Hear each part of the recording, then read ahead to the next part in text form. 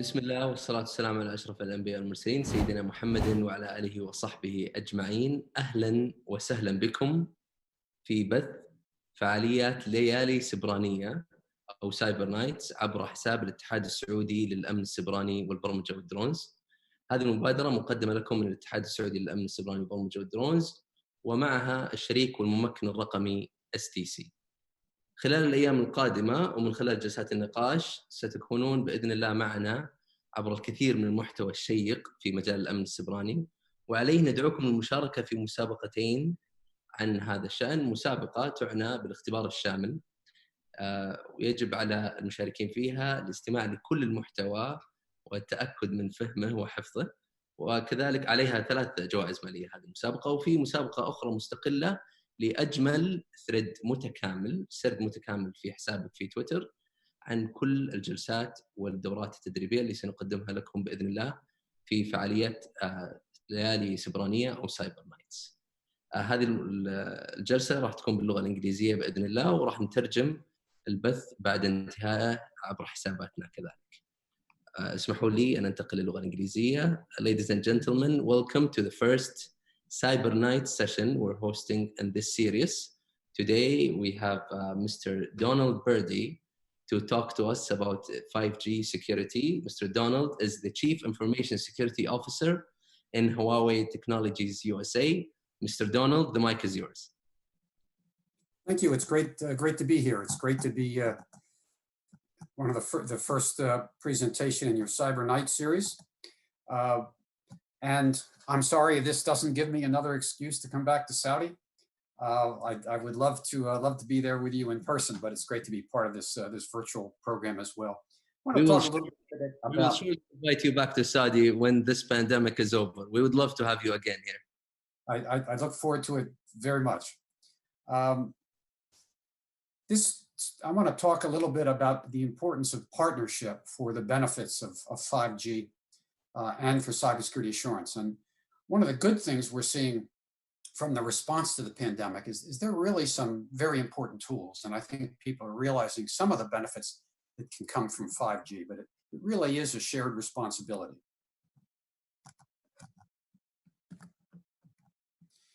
So with the industry trends, the issue of 5G is not just about speed.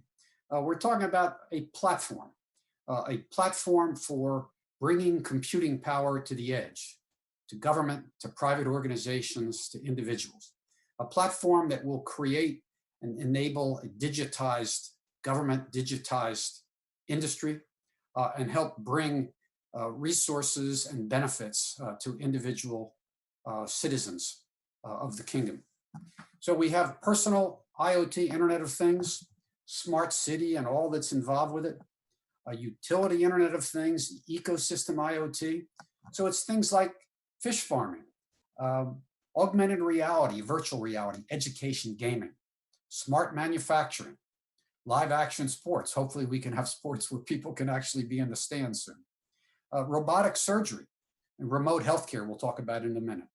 Smart agriculture, robotic mining, smart tourism. So fighting the pandemic, we have seen some activities around the world. For example, an intelligent robot that can collect throat swabs to protect the medical staff from viral infection. And robots can do other things as well, allowing benefits to come to people without endangering people. The sharing of information to manage the epidemic prevention, to monitor activities. And artificial intelligence-driven systems that can take temperatures while avoiding the risk involved with too many people gathering around. So for example, at Huawei facilities, we would have the temperature monitoring in the places where people would enter the buildings and common areas. And this can be done with robots as well. Artificial assisted diagnosis for COVID, for example, outputting the CT quantification results in seconds. So that way the medical professionals, where they are located, can analyze the results wherever the patient, wherever the potentially sick person is located, and to help monitor their treatment as well. Smart buses, the safety needs for public transport. It can help monitor for abnormal driving warnings and records if the driver he or she is doing something that's wrong. Security monitoring, monitoring the cabin for security, where the driver can do one push button to notify and bring assistance to the particular vehicle, whether it's a bus or a minivan or train or what have you. Live TV with ads can be part of it. 5G upgrades to the bus cameras up to high definition. The image clarity can be critical for accurate monitoring and artificial recognition in those situations where law enforcement needs to try to find someone who is a threat to the community. Facial recognition can be used using augmented intelligence capabilities. So the efficiency of the employees for product training or repair, the augmented reality that you see on the left, the before, what it would take people to analyze a particular situation or a piece of equipment that's not operating properly. So now you can reduce, you see on the right side, the number of people and the amount of time it takes to diagnose a problem and to fix it. And generally regarding manufacturing, the efficiency of the manufacturing processes can be enhanced and improved on a continuous basis going forward to save money, improve efficiency, and accelerate products coming out of the supply chain. 5G services in public safety, the ultra high def video and augmented reality glasses. A lot of people think of 5G as simply the benefits that consumers get in being able to have fast things, to be able to use their phone to watch live activities or live events. But there's so much more about it. The 4K video in terms of monitoring your highways, your trains, your various events, the augmented reality glasses that can help whoever is wearing those glasses identify suspects in the crowd, can send alarms back, can help with monitoring of temperature, looking for people that may be ill. 5G promoting remote education. We're seeing an awful lot of distance learning in universities and colleges and community colleges and even various schools now. The ability to have really interactive communication between the teacher and the students with each other. So we've laid out on this slide some of the service description that's involved with remote interactive teaching, with the augmented reality, the virtual reality, immersive teaching, and artificial intelligence teaching evaluation. Very strong network requirements for that.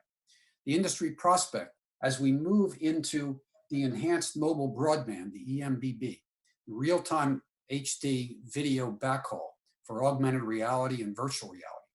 And we've partnered with a number of companies and gaining a lot of perspective about how value can be brought to individuals and organizations and what the technology, what the networks need to look like for this.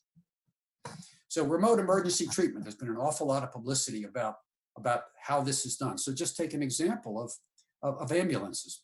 If your ambulances are connected by 5G through wireless technology, it makes it much easier for the medical professional in a safe and secure location to analyze the situation of a particular patient or injured person in the ambulance. So using the remote B-mode ultrasonography, it can guide the workers on the scene to perform the kind of treatment that may be necessary to maximize the chances that the individual can be protected and can begin the treatment more quickly.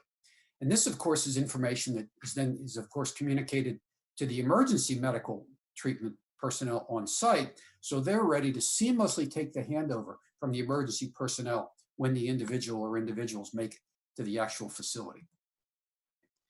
So this is part of healthcare service connectivity, connecting hospitals and experts so that you can have remote image diagnosis, I mentioned, intensive care unit for virtual reality visits, remote surgery training, and in fact, remote surgery, personal digital assistants, mobile nurse stations, the kinds of connectivity that as you move from 4G to 5G are going to create a better experience and higher operational efficiency.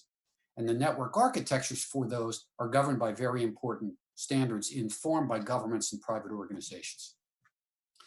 So as we move toward the benefits, and as you know, it takes a lot of work by governments working with private companies, a whole range of things that need to happen to help accelerate the rollout of 5G deployment. So the fact that these increasing capabilities are going to create greater dependencies by the different slices of cyberspace, the different digitalized industries and sub-industries. And so that means that there are challenges to cybersecurity and privacy protection. The technologies are going to bring tremendous benefits, but governments and organizations and consumers, they have to have an understanding of, well, what's the cost benefit of these things? What's the risk? And as you become dependent on things, you have to make sure that they're going to be there when you need them. So the increasing move toward the cloud is going to accelerate resource sharing and service platforms, and are going to be much more of a move from closed platforms to open platforms with a much greater reliance on open source and interconnectivity. Artificial intelligence and big data are going to power the in-depth mining of information. You're bringing the computer power to the edge and you need to access the data in real time. That's why, for example, the autonomous driving, why with 5G, with the right kind of sensors in place, an alert can stop the car within a 1 centimeter distance rather than a 1 meter distance. So it also creates the capability to have more connectivities in a particular geographic area that can have high reliability. So new challenges, the traditional boundaries for protection become increasingly blurred. Data processing is more complex and the risk of data leaks is increasing. There's going to be more data, more important functionality, and that has to be there when we need it.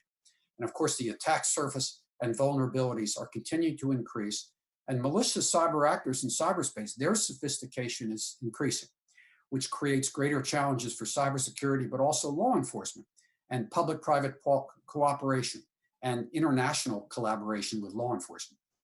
World Economic Forum ranks cyber attacks the third biggest threat in the world behind extreme weather and natural disasters. So highlights of 5G. 5G is going to basically facilitate everything.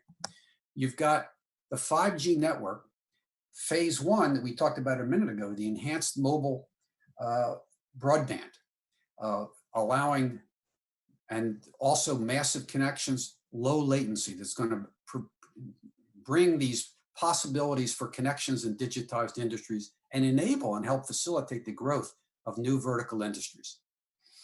So you see the triangle, I mentioned enhanced mobile broadband at the top of the triangle, massive machine type communications, the ability to have multiple connections. So the EMBB is really the speed and the throughput, the amount of data that can come through in a short period of time. The MMTC, the massive machine type communications, is that within a particular area, you can have a whole lot more connections. So for example, in the football stadium, the soccer stadium, the individual consumers would be able to choose various cameras in the stadium to choose their particular instant replay and be able to see it in a high definition quality. The URLLC, the ultra reliable low latency communication. Latency is the amount of time for a response. That's what I was talking about with the autonomous driving and how quickly the car can stop when the signal tells it to. And you see in this triangle the various kinds of activities that are going to be enabled with industrial automation, mission critical activities, smart city voice, etc. So we're moving on an evolution to 5G. What they call now the non-standalone, moving to standalone 5G. So the next 3 to 5 years is when the rollouts from 4G to 5G non-standalone, as you begin to get the benefits. You see on the bottom that you have the enhanced mobile broadband in the early phases of 3 to 5 years. So this is going to take some time. This is going to take a process. And the carriers and operators are going to bring this to citizens and organizations. They're developing now the business cases. What are the most important things that are going to be benefits? Because they have to make money, sometimes with support of government, but they need to make money, so they need to roll out those capabilities that are most important so they can get some value and not have to wait 3 to 5 years to get some revenues from this. And then the longer term, as you move into the eventual 5G standalone, where you not only have the enhanced mobile broadband, but you have all the various vertical industries, some of which were shown on the triangle. And that you are basically getting viral slices of cyberspace. So it's not just telecommunications, but you have particular activities. So the autonomous driving, you as the driver or the passenger, you want to be able to make sure that your car and the computer that's running your car is going to have access to the right kind of information. And you're going to want to make sure that the bad guys can't get in. So you need to make sure that you have strong authentication so you're allowed to get in quickly, particularly when you might go from one provider to another as you're being driven around. You need to make sure that only the authorized people can get in the slice. And you who are in autonomous driving or may need remote surgery, or your online banking institutions, or your healthcare, you need to make sure that only authorized people can get in there, and you're going to want to get in there quickly. So there needs to be these mechanisms to make sure that there's assurance and transparency on the ability to move between those viral slices and to make sure that those viral slices will be secure so that the data being encrypted with the enhanced encryption we'll talk about will be secure. And so you will not only be able to have the services that 5G enables be available, you're going to need to know that the information maintains integrity. The data on which the system relies has to be up and running. And confidentiality, you've got to make sure that your sensitive data is not exposed. And that's what the partnership is bringing about with these standards that are moving along the way towards standalone 5G as these different incarnations, these different business scenarios get rolled out. So in the next 5 to 10 years, as you move from the enhanced mobile broadband, you're bringing into play those vertical industries and the total cost of ownership reduction that I talked about, the business case.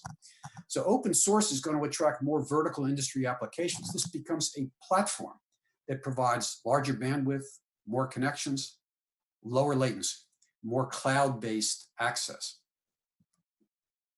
Reduce the expenditures. You've got to make sure that you reduce the costs.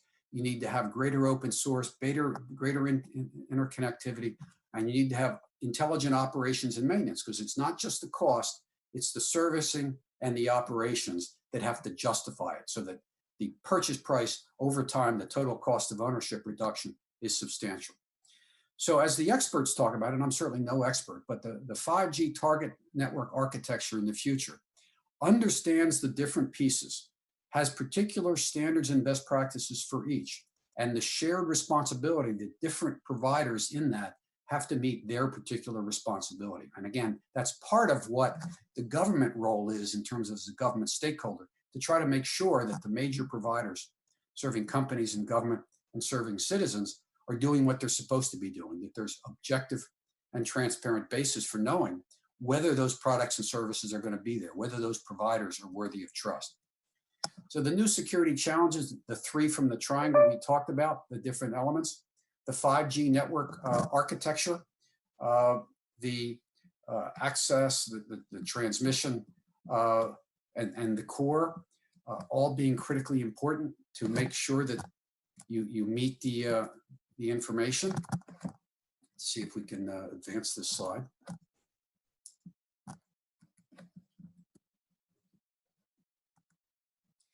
So the security challenges in summary: how to ensure business continuity on the 5G pipeline side to make sure it's going to be there. In the middle, how to avoid user data leakage in the 5G era of Internet of Everything. How to deal with the security challenges brought by these later phases, the massive machine type and the ultra reliable low latency, to make sure the services are there, that you can rely on them and your information is protected. But now we'll talk about the security objectives and countermeasures. As I said in the beginning, security is a shared responsibility. So you have across the horizontal axis at the bottom, end-to-end supply chain risk management. On the vertical, you have the same thing, enterprise supply chain risk management that applies to all the key players who are contributing to the technology and the services. So one of the stakeholders are the service providers and the customers. They need to do their part regarding application security, and the service providers monitoring their aspect of cybersecurity and trying to enable consumers and educate consumers that they need to make sure that they're not the weakest link. They're doing what's necessary to not cause greater threats, to have a greater impact within the particular ecosystem. And so the application security is very important on that level. The operators, the deployment and operation security, making sure they're following standards and best practices to make sure that they have the ability to know that the products and services are worthy of trust, that they have the ability to respond when they see incidents that may be concerning. Then the vendor, and that could be, in the case of a Huawei or one of our competitors, it could be the product security, but there's also third-party service providers that need to make sure they meet their requirements, that they do their due diligence in terms of addressing the risk of the products and the supply chain risk. So the role of government, developing legislation and regulations, implementing end-to-end security supervision, trying to make sure they facilitate the use of market forces and not just regulations that may hamstring the private sector from being innovative, but trying to provide guidance and sharing information so there can be a continuous learning process so the technologies and the benefits can be reaped while the evolving security situation can be addressed. And then the standards organizations on the right here, that the importance of governments and private companies working together to make sure there are applicable standards that are improved over time as necessary, and to make sure there are conformance programs and independent testing of the products so that there is that objective basis for knowing what's worthy of trust. So 5G is building on 3G and 4G. And so with 4G, you have the various elements, and the participants in the 5G standards process have identified a number of the issues that can be improved. So the standards process looks for this first phase, the enhanced mobile broadband part of the rollout here in non-standalone, identifying what's the threat matrix, what are the issues of concern, to what extent are they not being addressed by the networks or others in 4G. And so trying to make sure that their new standards are identified that can provide security enhancements for the increased usability and dependency that we're going to have. So a number of things have already been done as we're moving along the phased rollout of 5G, moving towards standalone with the new business scenarios on the triangle being rolled out. New standards are going to have to be developed before those are rolled out. So in this first phase, we have enhanced algorithm. That's the protection of the information and the data. We have better air interface security. We have greater privacy protection. We have more flexible security policy with user-level security policy. Unified authentication, so there's a better user experience, but also provides the kind of assurance and transparency that you need. Then in terms of roaming, there's enhanced roaming security as well. And again, it's important for governments and private organizations to continue to participate in this process so that as before the business scenarios are rolled out, that the new standards are in place. And so 3GPP that's organizing and the collaboration with GSMA will be continuously improved for the various vertical industries in the subsequent releases of the standards. So we have a roadmap for the future of the 5G security. So the next step coming up on release number 17, the next step will be the ultra reliable and low latency communication. And then in the later is the massive machine type communications. So they're lightweight security mechanisms matching the low data rate transmission. So it's, again, critically important for this partnership to be this active involvement in information sharing. So we had release 15 of the 3GPP standards that did the basic security mechanisms, including identity authentication and the roaming security and privacy protection. And then release 16 are these enhanced functions for the vertical markets. They're going to be very important.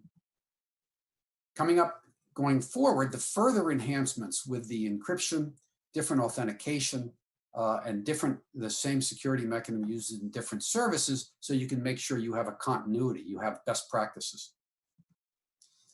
The 5G security objective is to protect user data and enable network resilience and business continuity. And that's regarding the service providers, it's regarding the carriers and the operators, the equipment suppliers, all trying to make sure that the key elements of cybersecurity and user privacy on the right side are maintained. The confidentiality, the integrity, the availability, the traceability.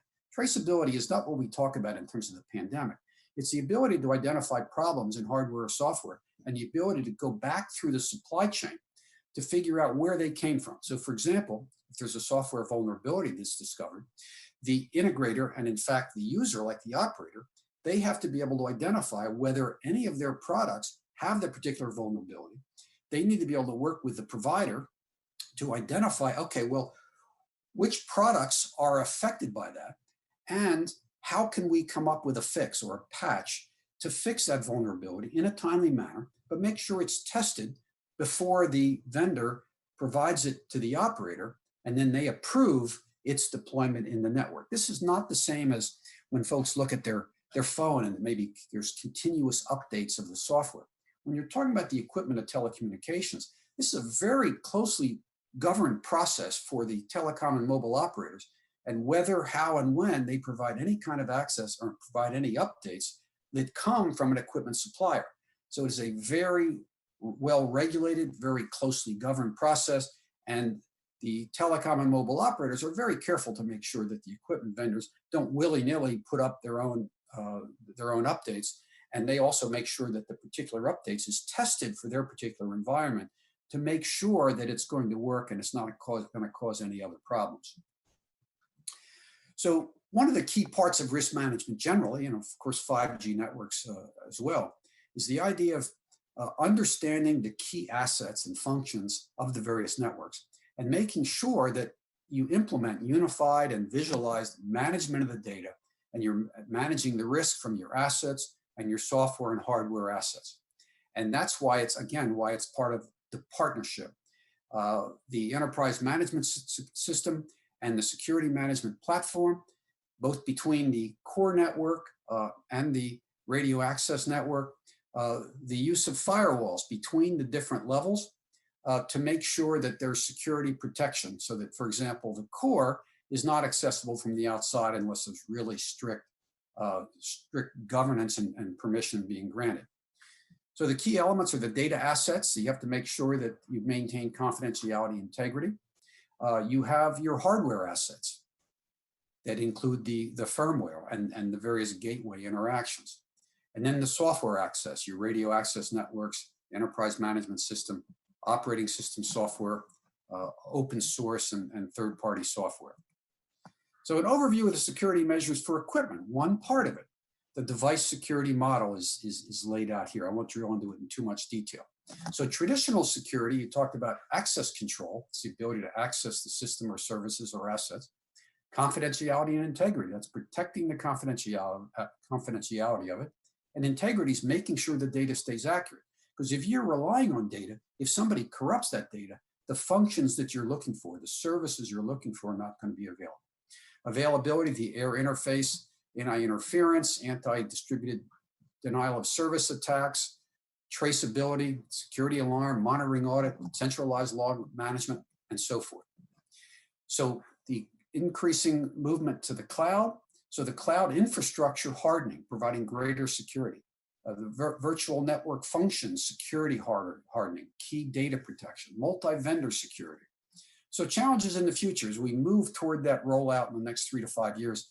I mentioned the slicing the virtual slices of cyberspace, making sure the authorization access and the effective isolation and separation is maintained. The multiple access computing, making sure there's appropriate authorization and lawful interception. That's the process where law enforcement all over the world, following correct legal process, go to the network or mobile operators with a lawful order to access the information.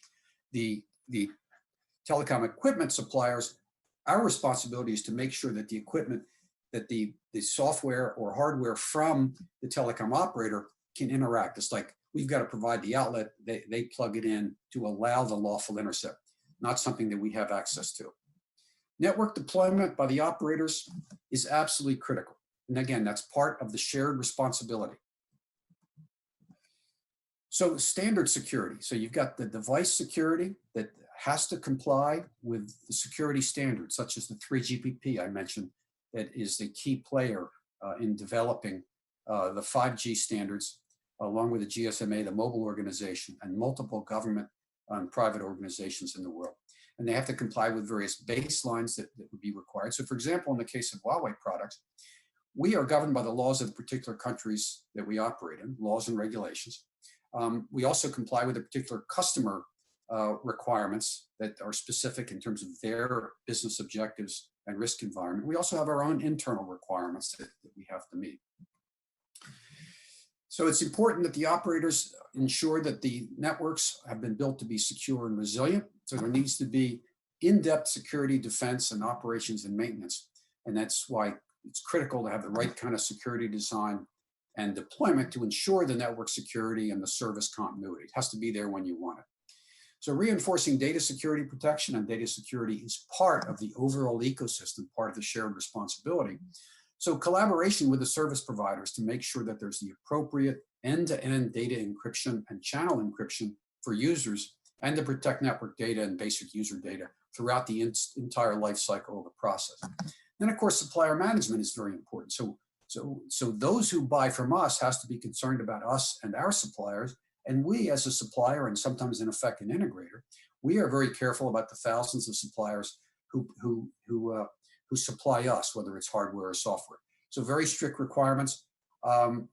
And it's something that the community shares information on, again, as part of the partnership, to make sure that the requirements are firm and to make sure there's conformance so that we can know we're meeting the requirements, and those we buy from and government regulators or stakeholders also have that ability to know whether what we and what the operators are doing are worthy of trust. So in summary, 5G network security can be ensured by systematically analyzing, designing, and managing the 5G standards, the equipment, the deployment, and the operation.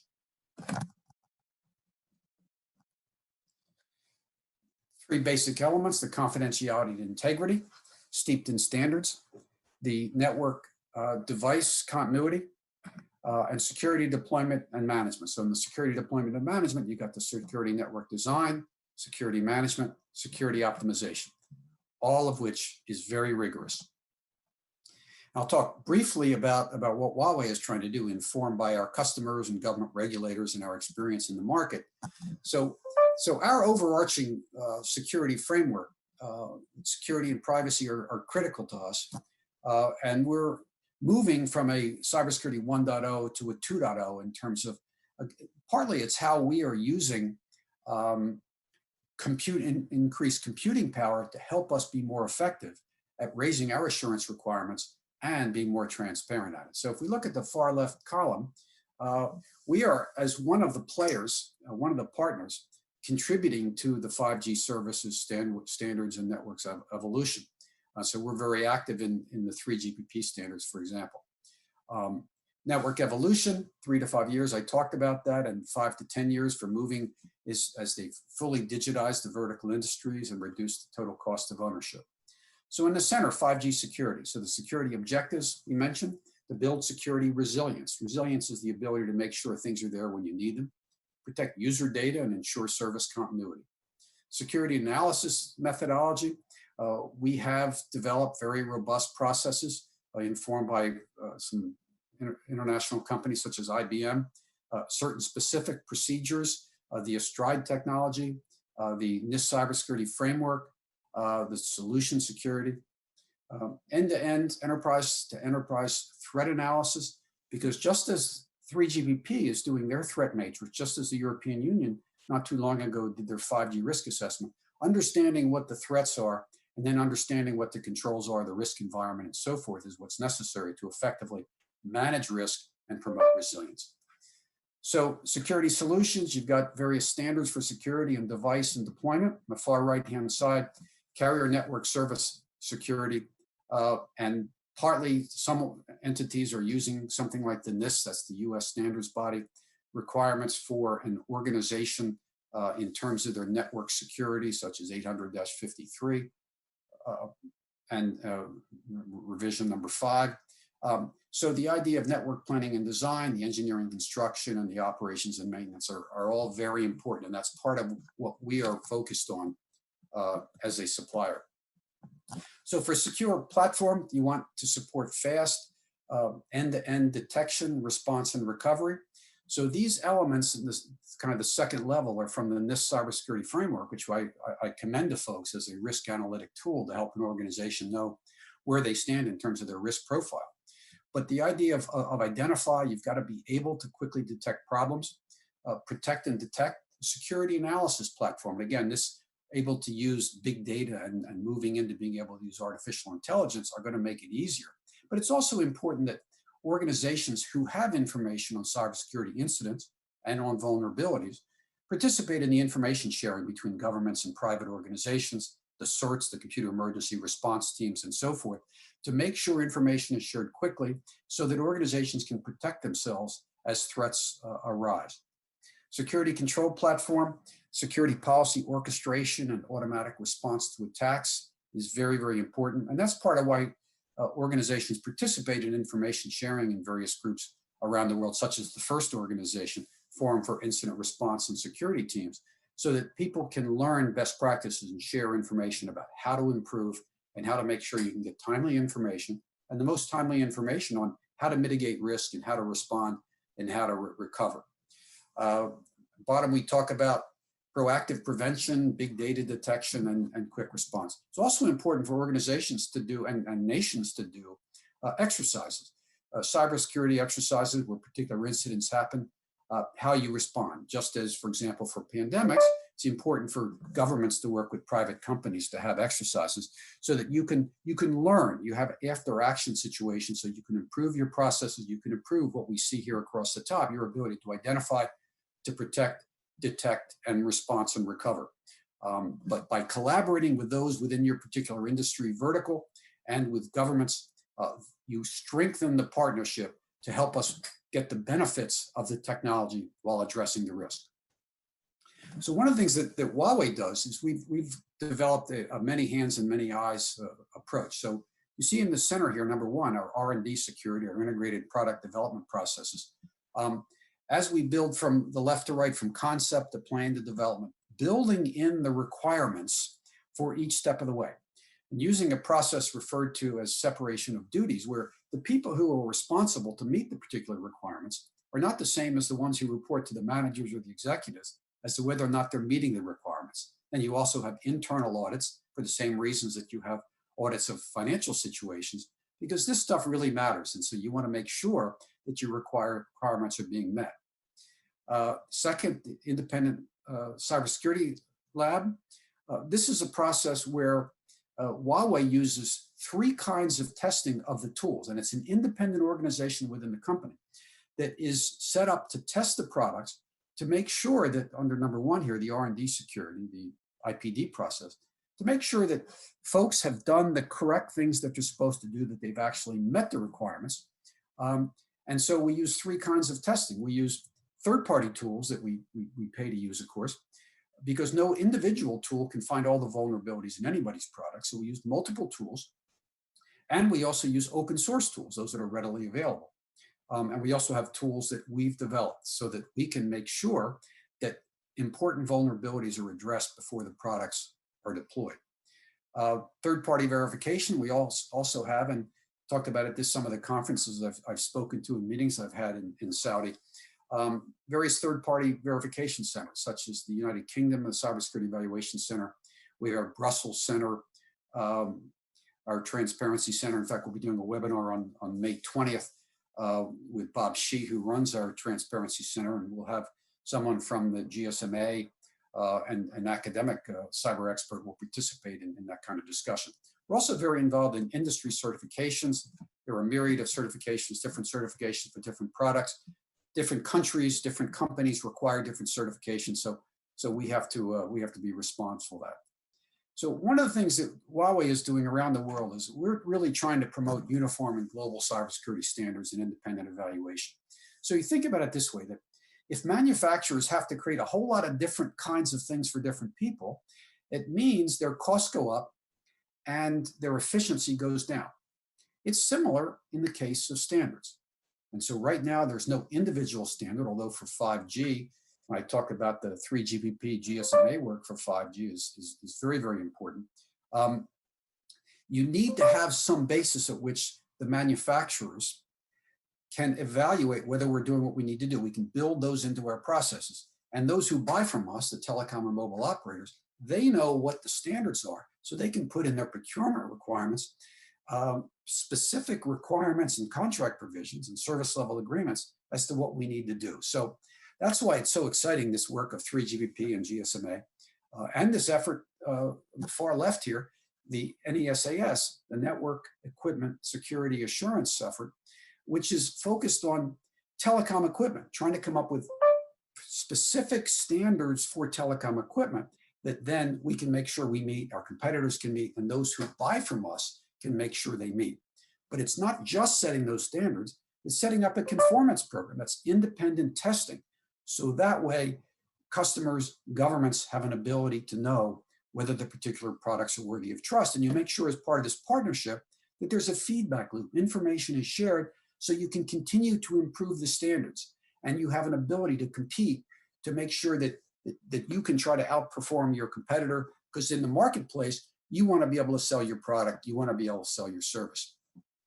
Secondly, the importance of number of regulators and greater government recognition. It's important for governments to recognize global standards. And now governments will do whatever they want, but that governments can add additional enhancements depending on the business objectives of the particular use of the technology and depending on the particular threat environment. But having a basic concept, a uniform set of standards, helps everybody raise the bar. I would also encourage the industry and academics to call on Huawei and our competitors, develop a set of minimum industry best practices for assurance and transparency. So we compete against each other. Now we compete informally, but compete against each other to raise the bar for greater assurance and transparency. And frankly, there needs to be more R&D, more research and development on the question of what provides assurance. How can folks have confidence that things are being happened? More organizations need to participate. There need to be more labs for independent testing so that folks around the world can benefit from experts who can test against these new standards. Common criteria is an international standard that's recognized by a number of countries.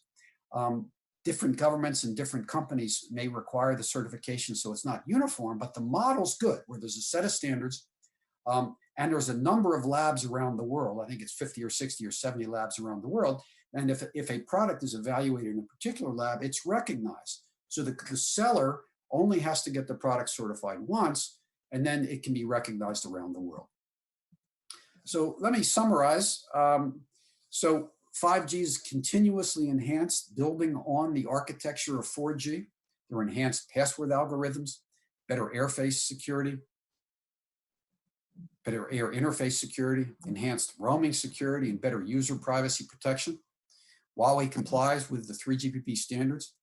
We provide enhanced equipment defense mechanisms based on the NIST standard, the IPDRR, to try to improve network resilience and ensure the security of assets. The security organizations can't develop standards for every single threat out there.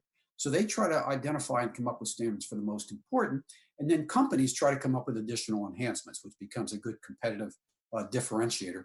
And it's really good when industry groups call companies together to talk about, well, what have you done and what have you done? And that can encourage everybody to try to do a better job. That's why the information sharing, that's why the partnership is so important.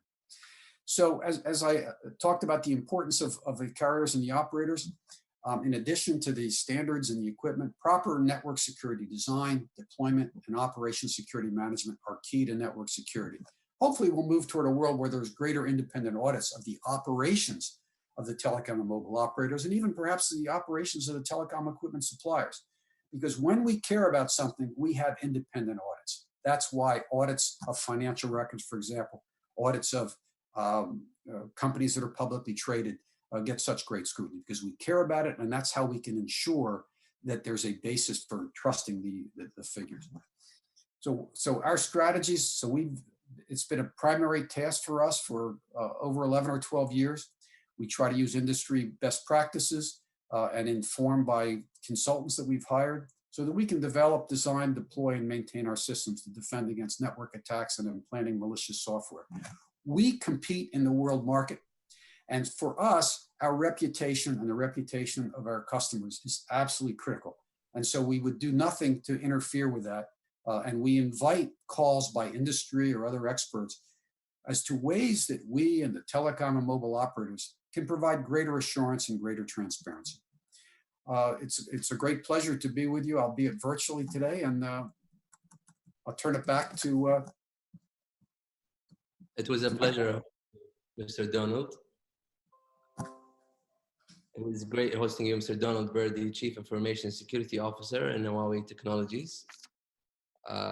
We surely started with a very good content and a very good session for the beginning of our Cyber Nights. And we look forward in hosting you again in Saudi Arabia physically very soon, inshallah, once this pandemic is over. My pleasure. Thank you so much. Thank you to all for joining. Thank you very much, Mr. Donald. شكرا جزيلا لكم أعزائنا المشاهدين لمتابعتكم البث اليوم الأول في مبادرات ليالي سبرانية. هذه المبادرة ستستمر لمدة 15 يوما بإذن الله عبر حسابات الاتحاد السعودي للأمن السبراني والبرمجة والدرونز عبر منصات التواصل الاجتماعي. قبل بداية الحديث حرصناكم على مسابقتين راح تكون موجودة بإذن الله عبر حساباتنا. مسابقة الأفضل ثريد مستمر، هذا الثريد تكتب فيه هاشتاج سايبر نايت وتلخص أفضل ما سمعته في الجلسات والدورات التدريبية اللي راح تقدم بإذن الله خلال الأيام القادمة. وفي مسابقة أخرى هي الاختبار الشامل لكل ما عرفته وتعرفت عليه من خلال هذه الجلسات والدورات التدريبية. مجرد أنك تلتزم في الثريد أنت راح تكون جاهز للمسابقة الثانية بإذن الله. هذه الجلسة اليوم كانت مع الأستاذ دونالد من هواوي USA، وغدا إن شاء الله نلتقي بكم في جلسة عن ثغرات وهجمات الدي سيريلايزيشن مع المهندس محمد الدوب. دائما في الاتحاد سعيدين بأن نقدم لكم آخر تحديثات المعرفة في شتى المجالات. قبل أيام قليلة كنا معكم في فعاليات هوماثون، ولأن فريق الاتحاد قريب من ما يطلبه متابعينا لاحظنا الطلب العالي على الدورات التخصصية والجلسات التثقيفية في مجال الأمن السبراني. فقام فريق الأمن السبراني في الاتحاد مشكورين بتجهيز هذه الباكورة من الجلسات ستستمر معنا بإذن الله. اليوم راح يوم وبقى قدامنا 14 يوم بإذن الله خلال شهر رمضان. ندعوكم جميعا للمشاركة في المسابقة أفضل ثريد ومسابقة الاختبار الشامل بإذن الله. إلى أن نلتقيكم غدا في المحاضرة القادمة. دمتم بحفظ الله. السلام عليكم.